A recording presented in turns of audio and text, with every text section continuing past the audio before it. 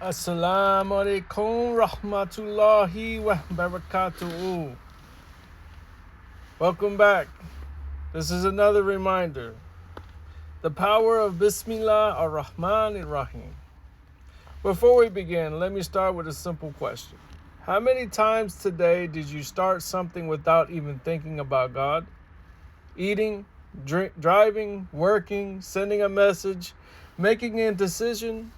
We're all guilty of it.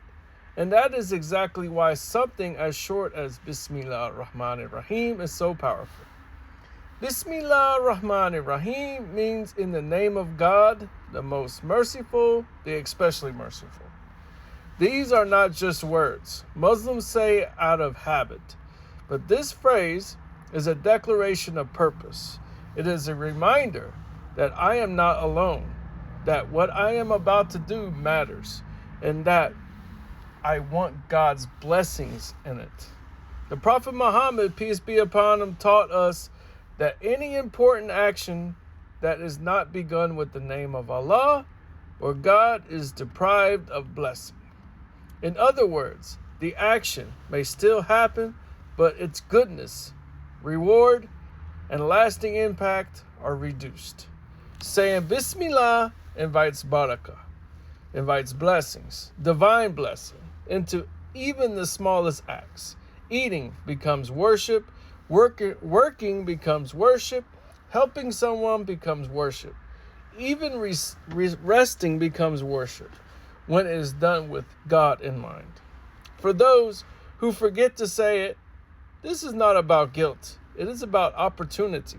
Every Bismillah is a reset. Every chance to realign your heart, your intention, and your direction, you are saying, "Oh God, I begin with you. I rely on you, and I seek good through you." For those of other faiths listening to this lecture, this idea should feel familiar. Starting with God's name is found across religious traditions. It is the acknowledgement that human effort alone is limited and that divine guidance elevates our actions. Islam simply preserved this practice in a simple, constant, and practical way so that remembrance of God is woven into daily life and not limited to places of worship. Bismillah also carries a moral message.